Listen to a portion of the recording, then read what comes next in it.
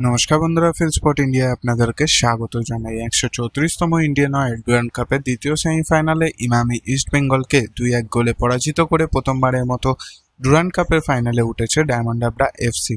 Spanish defender Mikel Idiakez ও কেরালার forward জবি জাস্টিনের দুটি দ্বিতীয়ার্ধে গোলেই তারা ফাইনালে উঠেছে। শনিবার অর্থাৎ 23শে আগস্ট 2025 গ্র্যান্ড ফাইনালে তারা বর্তমান চ্যাম্পিয়ন নর্থ ইস্ট ইউনাইটেড এফসির মুখোমুখি হবে। তবে আপনারা কি জানেন, এই ডায়মন্ড হারবার এফসি মোহনবাগানের কাছে 5-1 গোলে হেরে যাওয়ার পর পুরোপুরি ভেঙে পড়েছিল। দুঃস্বপ্নের রাত কেটেছিল জবি জাস্টিনদের। গ্রুপ পর্বে সেই ম্যাচে ডায়মন্ড হারবারকে বিধ্বস্ত করে কোয়ার্টার ফাইনালে জায়গা করে নিয়েছিল সবুজ মেরুন শিবির। তবে সেই বিপর্যয়ের পর অবশ্য রূপকথার দৌড়ে চলেছে ডুরান্ড কাপের কালো ঘোড়া ডায়মন্ড হারবার এফসি। পৌঁছে গিয়েছে ডুরান্ড কাপের ফাইনালে। সেমিফাইনালে শক্তিশালী ইস্ট বেঙ্গলের মুখোমুখি হয়েও 2-1 গোলে হারিয়ে দিয়েছে ডায়মন্ড হারবার। টুর্নামেন্টের সবচেয়ে বড় অঘটনা হলো এটাই, প্রথমবার ডুরান্ড কাপে খেলতে নেমেই ফাইনালে পৌঁছে গিয়েছে ডায়মন্ড হারবার এফসি, যে দল সাংসদ তৃণমূল কংগ্রেসের অন্যতম শীর্ষ নেতা অভিষেক বন্দ্যোপাধ্যায়ের দল হিসেবেই পরিচিত। তাহলে কি অভিষেক বন্দ্যোপাধ্যায়ের বাণীতেই ডুরান্ড কাপে ঘুরে দাঁড়িয়েছে ডায়মন্ড হারবার এফসি? দলের অন্যতম শীর্ষকর্তা সেই ঘটনাই শুনিয়েছে। দলের অন্যতম শীর্ষকর্তা মানস ভট্টাচার্য জানিয়েছেন, ডায়মন্ড হারবার এফসি নিয়ে প্রবল উৎসাহী অভিষেক বন্দ্যোপাধ্যায়।